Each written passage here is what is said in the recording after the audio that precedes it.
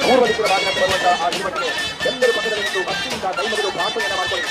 ತಾಯೇ, ನಮ್ಮ ಎರಡು ಗ್ರಾಮವನ್ನು ದಕ್ಷಿಣ ದಿಕ್ಕಿಗೆ ಬರ್ತಾ ಇದೆ ತಿರುಮಲೋತ್ಸವ. ದಯಮಾಡಿ